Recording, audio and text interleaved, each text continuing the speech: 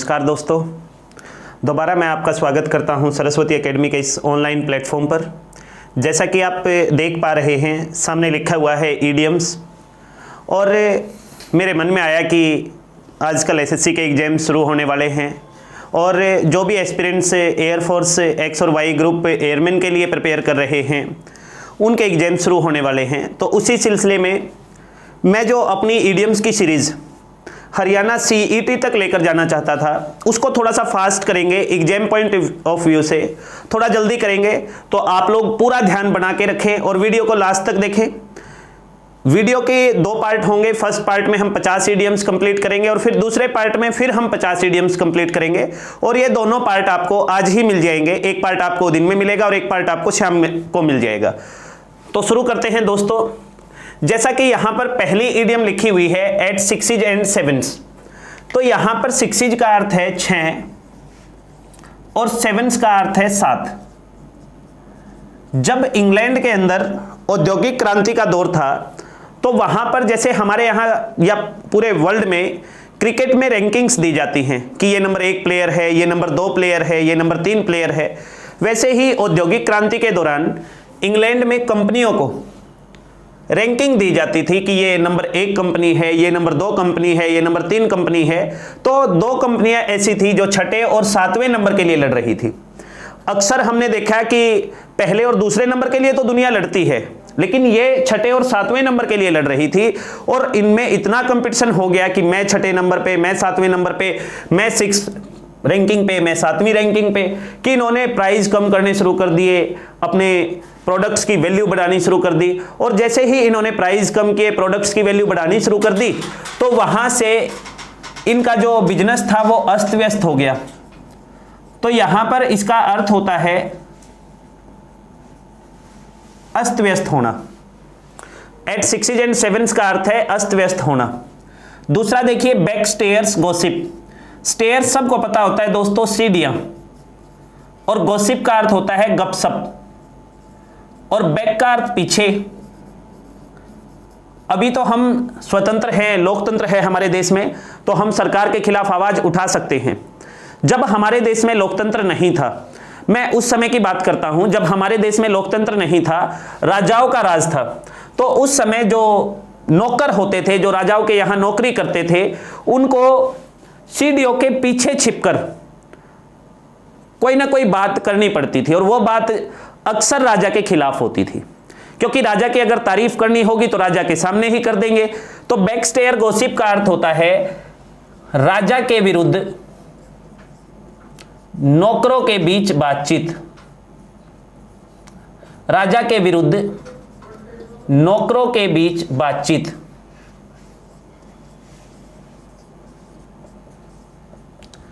साथ साथ आप इनको याद करते चलेंगे। बैकस्टेयर गॉसिप्स का अर्थ है राजा के विरुद्ध नौकरों के बीच बातचीत। इसी प्रकार अगली हमारी ईडियम बनती है बेकर्स डजन। देखिए बड़े ध्यान से, बेकर्स डजन।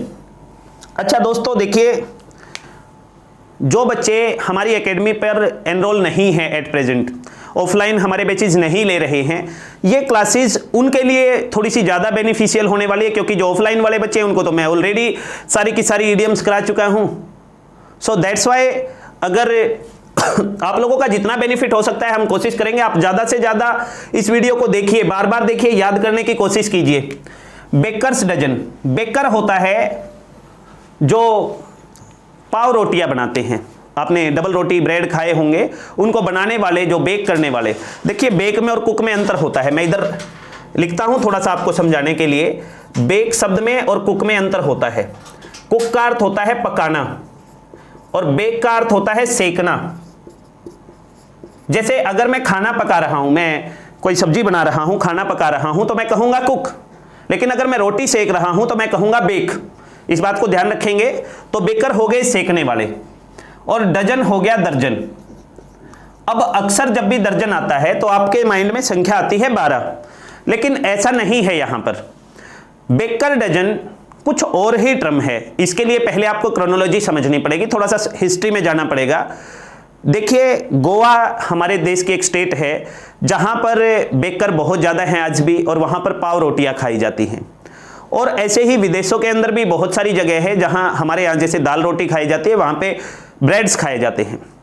तो जो ये बेकर होते हैं, ये बेकर सुबह शाम दिन में वहां पाव रोटियां बेचने के लिए आते हैं, और अक्सर इनकी एक आदत बन जाती है कि थोड़ा बहुत पाव रोटियों में चीटिंग करने लग जाते हैं, क्योंकि वो डजन्स में खरीदी जाती हैं, दर्जनों में खरीदी जाती हैं। तो ये क्या करते थे, 12 रोटियां गिनवाते थे और उसमें से निकाल के दे देते थे 11। 12 ब्रेड गिनवाए और उसमें से 11 निकाल के दे दिए। अब ऐसे करके चलता रहा। लेकिन कुछ समय के बाद लोगों ने ध्यान देना शुरू कर दिया, अरे ये तो हर रोज ही 11 आती हैं, हर रोज ही कम आती हैं, इसका मतलब ये जानबूझ के करते हैं, क्योंकि एक आध बार गलती हो सकती है। अब क्या हुआ कि एक समय के बाद वहां जो इंसान थे, उन्होंने बेकर्स की इस गलती को पकड़ना शुरू कर दिया और बेकर्स को पीटना शुरू कर दिया। अब बेकर्स ने क्या किया, बेकर्स ने 11 की बजाय दोबारा से 12 गिनना शुरू किया। लेकिन जो इंसान एक बार हेरा फेरी करने लग जाता है, बड़ा मुश्किल होता है उसके लिए वापसी करना, तो वो वापसी नहीं कर पाए, वो अक्सर कम देते रहते थे। अब उससे क्या होता था कि उनकी हर रोज पिटाई होती थी। तो बेकर्स ने एक मीटिंग बुलाई और मीटिंग बुला के ये कहा, भाई देखो आज के बाद ना हम 13 गिनेंगे, और 13 गिनने के बाद अपने आप ही उसमें से 12 निकल के आएंगे। तो उस दिन से ये शुरू हो गया कि बेकर्स डजन का अर्थ होता है 13। 13। देखिए दोस्तों, अगर ये एग्जाम में आ जाता तो आप डजन देखते ही 12 की तरफ भागते। अगर संख्या की बात करते हैं, डजन होता भी 12 ही है, लेकिन बेकर्स डजन होता है 13। इस बात पे ध्यान रखेंगे। Next point, be born with silver spoon in mouth. Be born with silver spoon in mouth. Born का मतलब पैदा होना, विद के साथ, सिल्वर चांदी, स्पून चम्मच, माउथ मुंह, मुंह में चांदी का चम्मच लेकर पैदा होना। और इतनी बड़ी बात क्यों बोली, सीधा एक ही शब्द में कह देते सर, जवाहरलाल नेहरू। जवाहरलाल नेहरू कैसे दोस्तों, देखिए जवाहरलाल नेहरू जहां भी पढ़े, उनके पिताजी एडमिशन लेने से पहले उनके लिए वहां घर बनवा देते थे। एक बार क्या हुआ, एक बार मैं पढ़ रहा था उनके बारे में, तो जवाहरलाल नेहरू ने लंदन के अंदर एक यूनिवर्सिटी में एडमिशन ले लिया। वहां वो लॉ की डिग्री करने के लिए गए। तो वहां पर 14 गेट्स थे यूनिवर्सिटी के, और जवाहरलाल नेहरू पहले गेट से अंदर गए और गलती से अपने दोस्तों के साथ 5वें गेट से निकल के आए। अब उनकी जो गाड़ी है वो पहले गेट पर खड़ी हुई थी, तो वो 5वें गेट से आए तो उनको 500-700 मीटर पैदल चलना पड़ गया। उनको बड़ा गुस्सा आया कि मैं 500-700 मीटर पैदल चल रहा हूं यूनिवर्सिटी से बाहर। तो उन्होंने अपने पिताजी को कहा, मोतीलाल नेहरू जी को। अगले दिन यूनिवर्सिटी के 14 के 14 गेट पर गाड़ियां खड़ी थी, ड्राइवर खड़े थे कि नेहरू जी जहां से भी निकलेंगे वहीं से गाड़ियां उनको ले लेंगे। तो ऐसे इंसान को कहा जाता है be born with silver spoon in mouth, चांदी का चम्मच मुंह में लेकर पैदा होना, यानी धनी परिवार में पैदा होना। धनी परिवार में पैदा होना, बड़े किस्मत वाले होते हैं ये लोग। Be in the driving seat, next देखेंगे, be in the driving seat. अब ड्राइविंग सीट, गाड़ी में ना 2 सीट आगे 4 सीट पीछे, इस प्रकार की व्यवस्था होती है।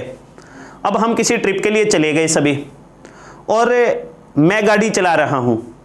अगर बड़े आराम से चले गए, बड़े आराम से वापस आ गए, तो घर आने के बाद ये कहेंगे हमारी यात्रा अच्छी रही। लेकिन अगर बीच में कहीं थोड़ा बहुत भी कहीं गलती हो गई, गाड़ी को चलाते समय थोड़ा बहुत स्क्रैच लग गया, तो फिर पता है क्या कहेंगे, इसने लगा दी। यानी जो ड्राइविंग सीट पे बैठा हुआ है वो इंसान रिस्पॉन्सिबल होता है। अगर आप ड्राइविंग सीट पर हैं, ड्राइविंग सीट पर होने का मतलब आप कहीं भी किसी संस्था की, किसी परिवार की, किसी घर की अगर आप जिम्मेवारी निभा रहे हैं तो आप जिम्मेवार हैं। जिम्मेवार होना,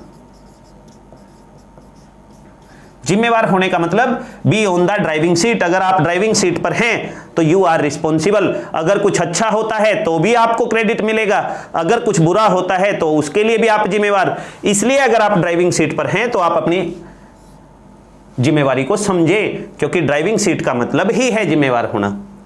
आगे देखिए, बीट अबाउट द बुश, यह आपको थोड़ा सा समझना पड़ेगा दोस्तों। हमारे देश में एक बहुत फेमस मुगल बादशाह अकबर, शायद सभी जानते होंगे, अकबर से सभी वाकिफ होंगे, और उनके एक हिंदू मंत्री होते थे बिरबल। अकबर का एक हिंदू मंत्री था बिरबल। एक बार क्या हुआ, अकबर से कोई गलती हो गई और उस गलती का वो प्रायश्चित करना चाहता था, तो उसने बिरबल को बुलाया कि बिरबल मेरे से एक गलती हो गई और मैं उसका प्रायश्चित करना चाहता हूं। तो बिरबल ने कहा जी जरूर करिए। कि कैसे करूं? कि आप एक काम कीजिए, अपने राज्य में जहां तक आपका राज्य है हर रास्ते के दोनों तरफ पेड़ लगवा दीजिए, क्योंकि उससे पर्यावरण शुद्ध होता है और ये सबसे अच्छा जरिया है प्रायश्चित करने का। तो अकबर ने कहा बिरबल को कि ठीक है लगवा दीजिए, मैं आपको आदेश देता हूं कि आप पेड़ लगवा दीजिए। अब बिरबल फंस गया बेचारा, सलाह भी उसने दी और पेड़ भी वही लगवाए। तो क्या हुआ, बिरबल ने 1 साल ऐसे ही निकाल दिया। उससे कौन पूछने वाला था? कहां उससे अकबर ये पूछने वाला था कि भाई आपने लगवाई या नहीं लगवाई, ऐसा बिरबल को लगता था। 1 साल बाद बिरबल को बुलवाया गया कि हाँ भाई बिरबल बताइए कहां कहां पर क्या क्या पेड़ लगवाए। तो बिरबल ने कहा जी जो दक्षिण की तरफ रास्ता जाता है, दक्षिण की तरफ जो रास्ता जाता है उस रास्ते पर कटीली झाड़ियां हैं। फिर अकबर ने पूछा बिरबल बताओ उत्तर की तरफ कौन से पेड़ लगवाए? जी उत्तर की तरफ जो रास्ता जाता है उस रास्ते पर तो काले रंग की झाड़ियां हैं। यानी अकबर पूछ रहा है पेड़ों के बारे में, पेड़ कितने लगे, और बिरबल बता रहा है बुश, झाड़ियों के बारे में, झाड़ियों के बारे में। वो बार बार झाड़ियों की बात कर रहा है, अकबर बार बार पेड़ पूछ रहा है। तो अकबर बोला कि भाई घुमा फिरा के बात मत करो। तो जहां भी दोस्तों बीट अबाउट द बुश आता है तो उसका अर्थ है घुमा फिरा कर बात करना। दूसरा एक और बात समझिए, अमेरिका के एक राष्ट्रपति थे जॉर्ज बुश, वो बड़ी घुमा फिरा कर बातें करते थे। आप उनसे भी याद रख सकते हैं बीट अबाउट द बुश। हम बुश को इसलिए पीटेंगे क्योंकि वो घुमा फिरा कर बात करते हैं। नेक्स्ट देखिए, बेड ऑफ रोजेज और बेड ऑफ थॉर्न्स। अच्छा, मैं किसी की धार्मिक भावनाओं को आहत नहीं करना चाहता, ये बाबा राम रहीम की जिंदगी से याद हो सकता है। बाबा राम रहीम की जिंदगी जो पहले थी that was bed of roses. Bed of roses का मतलब बेड पर रोज ही रोज, और उसको कहा जाएगा आरामदायक जिंदगी, आरामदायक जीवन। और ये है बेड ऑफ थॉर्न्स, कांटों से भरा जीवन, कांटों से भरा जीवन। इसको हम सीधा भी कह सकते हैं दुखदाई जीवन, जैसी उनकी स्थिति अब है। थॉर्न का मतलब कांटा, तो याद रखेंगे आप राम रहीम के जीवन से याद रख सकते हैं कि पहले उनका जीवन था बेड ऑफ रोजेज और अब है बेड ऑफ थॉर्न्स। क्योंकि जब कोई इंसान जेल में होता है, चाहे अच्छा हो या बुरा हो, मैं इस बात पे नहीं जाता कि वो अच्छे हैं या बुरे हैं, वो बहुत अच्छे भी हो सकते हैं और बहुत बुरे भी हो सकते हैं, ये समाज देखेगा। हर किसी का देखने का एक अलग नजरिया होता है, हम याद करेंगे केवल इडियम्स। नेक्स्ट पॉइंट देखिए, नेक्स्ट हमारी इडियम है between the devil and deep C.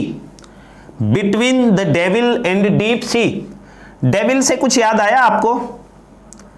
Devil किसी मूवी में, सलमान खान की किसी मूवी में उसका नाम है डेविल। डेविल का अर्थ होता है शैतान। और डीप सी गहरा समुंदर। अब तो शायद आपको अर्थ कहीं ना कहीं आप बता सकते हैं मुझे।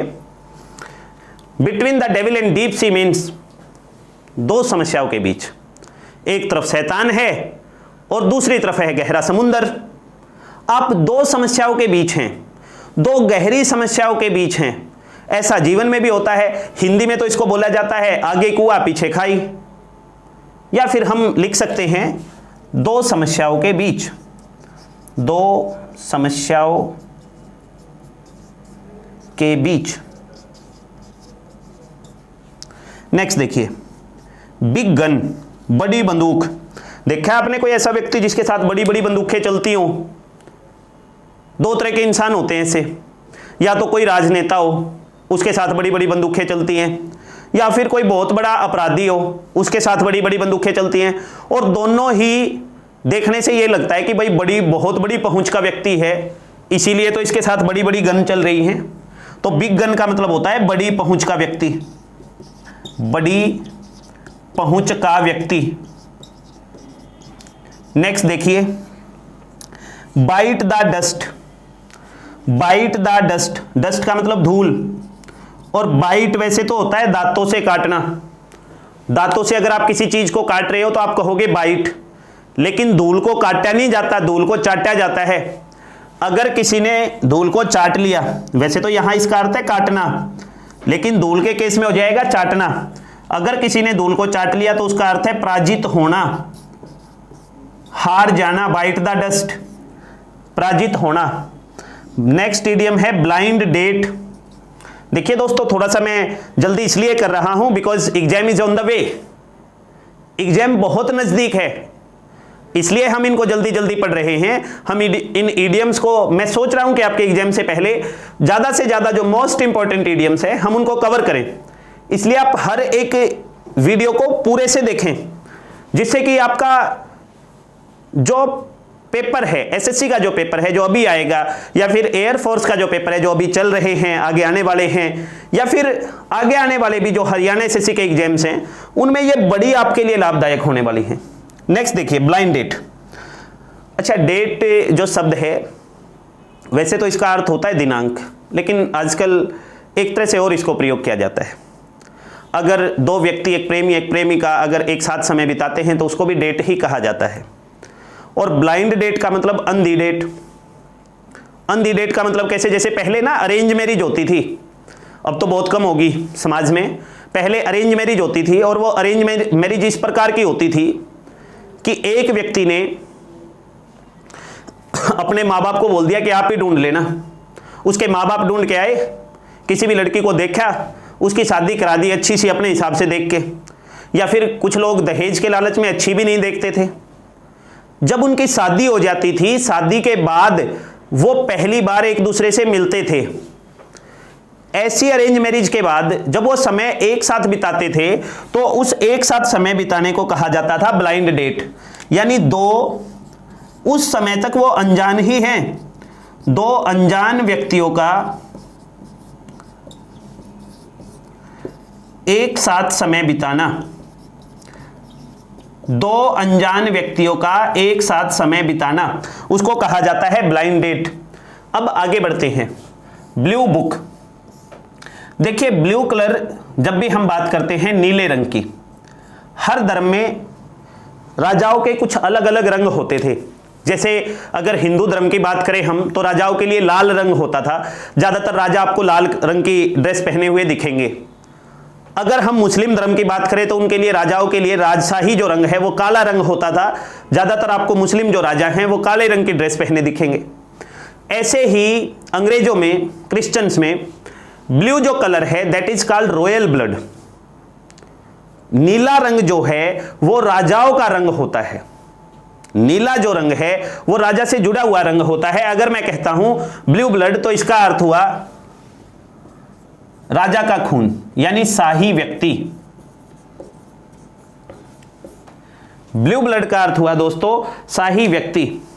नेक्स्ट देखिए, ब्लू बुक। अभी तो मैंने बताया कि ब्लू कलर जो है ये राजा से जुड़ा हुआ है, तो ब्लू बुक का मतलब है शाही फरमान। पहले राजा किताबें तो लिखते ही नहीं थे, क्योंकि राजा तो जो लिखते थे वो क्या बन जाता था, आदेश। तो राजाओं ने जो कुछ लिखा उसको कहा जाता है शाही फरमान। जैसे अशोक ने बहुत सारे इंस्क्रिप्शंस लिखवाए अपनी प्रजा को, बहुत सारे आदेश दिए अलग अलग कि आपको ऐसा फॉलो करना चाहिए, आपको अपने माँ बाप की इज्जत करनी चाहिए, आपको ब्राह्मणों की इज्जत करनी चाहिए। ये सब कुछ अशोक ने लिखवाया है, उनको कहा जाता है शाही फरमान, blue book. Body and soul. Body का अर्थ तन, सोल का अर्थ मन, आत्मा नहीं, मन। और हमारे यहां इंडिया में तो ना हम किसी का साथ देते हैं तो तन मन धन से देते हैं, तन मन धन, हमारे यहां धन। लेकिन अंग्रेज किसी को धन नहीं देंगे, कभी नहीं देंगे, वो धन की कभी बात भी नहीं करेंगे। वो साथ देते हैं तो केवल तन और मन से, धन से नहीं। तो अगर अंग्रेजों ने बोल दिया बॉडी एंड सोल, तो दैट मीन्स पूरी तरह से वो हमारे साथ हैं, पूर्णतया। धन की आस ना करें, पूर्णतया साथ, पूरी तरह से साथ होना, body and soul. I will help you with body and soul. Hindi में कहेंगे तो मैं आपका तन मन धन से साथ दूंगा, क्योंकि हमारी संस्कृति में धन की कोई वैल्यू नहीं है। आगे देखिए, बोसोम। बोसोम कहा जाता है शरीर के एक भाग जिगर को। अब जिगर कहाँ होता है, पहले तो यही क्वेश्चन उठता है, कमेंट में आप मुझे बता सकते हैं कहाँ होता है जिगर। बोलते हैं इसमें तो बहुत जिगर है, इसमें तो बड़ा जिगरा है। जिगर दिमाग में होता है दोस्तों, जिगर दिमाग में होता है, क्योंकि जिगर का मतलब हिम्मत, और बोसोम फ्रेंड का मतलब है जिगरी दोस्त, जो हमारा बहुत बहुत क्लोज फ्रेंड है उसको कहा जाएगा बोसोम फ्रेंड, जिगरी दोस्त, जो हमेशा दिमाग में रहता हो, जिसको हम कभी भूल ही ना पाते हो। ऐसे दोस्त हर किसी के जीवन में एक ऐसा दोस्त जरूर होता है। Break the ice. ब्रेक का अर्थ है तोड़ना, आइस का मतलब है बर्फ। अब एक सिचुएशन इमेजिन कीजिए कि कोई मीटिंग चल रही है, मीटिंग में 20-30 आदमी बैठे हुए हैं और किसी ने बोलना शुरू नहीं किया, सब चुपचाप बैठे हुए हैं। आप गए, एक हथौड़ा लिया, थोड़ी सी बर्फ ली, बीच में रखी, तोड़ना शुरू कर दिया उसको हथौड़े के साथ, बर्फ को हथौड़े के साथ तोड़ना शुरू कर दिया, यानी आपने ब्रेक द आइस, आइस को ब्रेक कर दिया। अब वो सब ये एकदम बोलेंगे अरे अरे अरे क्या कर रहे हो, यानी उनकी जो चुप्पी थी वो आपने तोड़ दी उस बर्फ के माध्यम से। बर्फ तोड़ने का अर्थ है चुप्पी तोड़ना, ब्रेक द आइस का अर्थ है चुप्पी तोड़ना। क्लियर है ना? नेक्स्ट देखिए, ब्रॉड डे लाइट। ब्रॉड होता है चौड़ा, डे होता है दिन, और लाइट रोशनी। कुछ अपराधी ऐसे होते हैं जो छिप छिपा के वार करते हैं कहीं से, कुछ ऐसे होते हैं जो दिन में ही कहीं भी किसी को भी मारेंगे और फिर पूरा चौड़ा होके चलेंगे। ऐसे अपराधों को कहा जाता है कि ये दिन दहाड़े अपराध किया गया है। अगर आप दिन की रोशनी में, और केवल अपराध की बात नहीं, अगर दिन की रोशनी में कोई भी काम करके अगर आप चौड़े होके चलते हैं तो उसको कहा जाएगा दिन दहाड़े, ब्रॉड डे लाइट। उसके बाद ब्रोकन रीड। रीड होता है ईंख, ब्रोकन रीड। आप मेरे साथ साथ बोलिए भी, ब्रोकन रीड। रीड होता है ईंख और ब्रोकन होता है टूटा हुआ। अब क्या हुआ, दो पक्ष थे, एक ए मान लीजिए, एक बी मान लीजिए, एक राम मान लीजिए, एक श्याम मान लीजिए, कुछ भी नाम आपका जो मन करे वो नाम रख लीजिए। एक आप मोहम्मद मान लीजिए, एक अहमद मान लीजिए। दो पक्ष थे, उनके बीच लड़ाई हुई, और लड़ाई के बाद वो लड़ाई पीढ़ियों तक चलती रही। उनकी 10-20 पीढ़ियां बीत गई। 10 पीढ़ी के बाद जो पहला पक्ष था उसने ईंख की खेती शुरू कर दी और 100 एकड़ जमीन ईंख की लगा दी।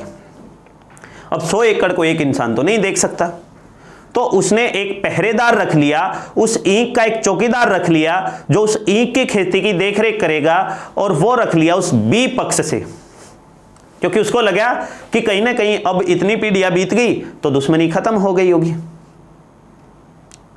लेकिन वो बी पक्ष का जो व्यक्ति था उसके मन में वो दुश्मनी की भावना अब भी ऐसे की ऐसी थी। वो रखा तो था ईंख का चौकीदार, लेकिन उसने ईंख की जैसे खेती अगर हम करें तो अगर बीच में से ईंख काटना शुरू कर दें तो बाहर वाले हिस्से में पता नहीं चलता कि अंदर से ईंख टूट रहा है। उसने उस ईंख को बीच में से तोड़ना शुरू कर दिया, और एक समय ऐसा आया कि बस चारों तरफ ईंख खड़ा था, बीच में से सब कुछ टूटा हुआ था, उसने उस चारों तरफ वाले को भी तोड़ दिया। अब मैं अगर वास्तविकता में बात करूं तो उसने ईंख को नहीं तोड़ा था, बल्कि उसने तोड़ा था विश्वास। विश्वास तोड़ना या विश्वासघात। ब्रोकन रीड का अर्थ होता है विश्वासघात। ईंख नहीं तोड़ा उसने, क्या तोड़ा? विश्वास। आगे देखिए, ब्राउन स्टडी। ब्राउन का अर्थ भूरा और स्टडी का अर्थ पढ़ाई। ऐसी पढ़ाई जिसको पढ़ के इंसान भूरा हो जाता है, गोरा हो जाता है। ऐसी भी कोई पढ़ाई होती है क्या? फिर तो ये वो क्या होती है, फेयर एंड लवली, वो बिकेगी ही नहीं। होती है ऐसी पढ़ाई, मैं बताता हूं आपको कैसे। देखिए दोस्तों, जब आप एक ही जगह पढ़कर एक ही जगह बैठकर लगातार कई कई घंटे पढ़ते रहते हैं, आप सूर्य के दर्शन करने की नहीं सोचते, आप अपने एम पर ही फोकस रखते हैं, तो उस पढ़ाई को कहा जाता है फिर ब्राउन स्टडी, जिसको हम कहेंगे गहन अध्ययन। गहन अध्ययन। नेक्स्ट देखेंगे बुल। बुल का मतलब सांड, हरियाणवी में कहें तो बुलद, या फिर हम कह सकते हैं खागड़। सांड हिंदी का वर्ड है, इंग्लिश में बुल बोलेंगे, और हरियाणवी में आप कुछ भी बोल लीजिए as you wish. Bull in the china shop. अभी चाइना शॉप का मतलब है चीनी मिट्टी के बर्तनों की दुकान। चीनी मिट्टी के बर्तन की दुकान, चाइना शॉप। अगर किसी बुल को हम चीनी मिट्टी की बर्तनों की दुकान में बांध दें, अगर हम किसी बुल को चाइना शॉप में बांध दें, तो क्या होगा? वो तोड़फोड़ मचा देगा, वो जगह तो उसके लिए है ही नहीं। तो ऐसी परिस्थिति को हम क्या कहते हैं? Bull in the china shop means उचित स्थान पर न होना। अगर कोई वस्तु उचित स्थान पर नहीं है तो हम कह सकते हैं कि it's bull in the china shop. जैसे आपने किसी बुक को ऐसे ही फेंक दिया, तो मैं अगर उसको देखूंगा तो मैं कहूंगा it looks like a bull in the china shop. ये ऐसी दिख रही है जैसे कोई बुल हो चाइना शॉप में। बर्न द मिडनाइट ऑयल, देर रात तक तेल जलाना। अब तो समय बदल गया, अभी ये इडियम की कोई जरूरत ही नहीं है। नहीं तो पहले समय में क्या होता था, अगर कोई भी सरकारी नौकरी छोटी मोटी भी लग जाता था ना, तो ये बोलता था तुम्हें क्या पता, मैं तो रात को दिए जला जला के पड़ा हूं। अब आप नहीं बोल सकते अपनी जनरेशन्स को, आने वाली जनरेशन्स को, हम नहीं बोल सकते आने वाली जनरेशन्स को। क्यों नहीं बोल सकते? क्योंकि अब तो इन्वर्टर आ गए, वो बच्चे भी बोल देंगे क्यों बका रहे हो। तो थोड़ा सा इस चीज पे ध्यान देना है। अगर हम मिडनाइट ऑयल बर्न कर रहे हैं तो इसका मतलब देर रात तक हम पढ़ रहे हैं। बर्न द मिडनाइट ऑयल का मतलब होता है देर रात तक मेहनत। देर रात तक मेहनत, देर रात तक मेहनत। Burn the midnight oil. Burning question, burning का मतलब ज्वलंत, जलता हुआ, और क्वेश्चन का मतलब प्रश्न। अब देखिए अर्थ तो इसका यही होता है ज्वलंत प्रश्न, लेकिन ज्वलंत प्रश्न क्या? देखिए कई बार ना कुछ मुद्दे ऐसे होते हैं हमारे दिमाग में कि उसका हल भी मिल जाता है लेकिन मन को संतुष्टि नहीं मिलती, वो क्वेश्चन मन में जलता ही रहता है। ऐसे क्वेश्चंस को कहा जाता है बर्निंग क्वेश्चन। जैसे अभी किसानों का मुद्दा है, अगर हम किसान बिल को पढ़ भी लें तो भी मन में ऐसा ही रहता है कि शायद गलत हो, मन में यह भी रहता है क्या पता ठीक हो। तो ऐसे क्वेश्चंस को, ऐसे मुद्दों को कहा जाता है ज्वलंत प्रश्न, ज्वलंत क्वेश्चन। बरी द हेडसेट, हेडसेट का अर्थ होता है कुल्हाड़ी। कुल्हाड़ी के दो यूज होते हैं दोस्तों, एक तो यूज होता है पेड़ काटने के लिए, एक यूज पहले होता था लड़ने के लिए। लगातार ग्रामीण परिवेश में लड़ाइयां होती थी कुल्हाड़ियों के साथ। अब हमने उस हेडसेट को, उस कुल्हाड़ी को दफना दिया है। बरी का मतलब दफनाना, यानी अब हमने दुश्मनी खत्म कर दी है। दुश्मनी खत्म करना, बरी द हेडसेट मीन्स दुश्मनी खत्म करना। नेक्स्ट है बाय हुक और बाय क्रुक। हुक और क्रुक कैसे समझेंगे? आपने कभी भैंस का दूध निकाला है या गाय का दूध निकाला है? कई बार जब वो दूध नहीं देती तो हम क्या करते हैं, पहले तो उसको हुक पे बांध देंगे, कोशिश करेंगे कि दूध दे। लेकिन जब वो हुक पे बांधने से भी दूध नहीं देती तो फिर क्या करते हैं? फिर हमारा देसी तरीका, या तो डंडा मारेंगे या फिर कुहनी से मारेंगे। और अगर ऐसे मार रहे हम तो उसको कहा जाता है क्रुक, यानी बदमाशी से, धक्के से।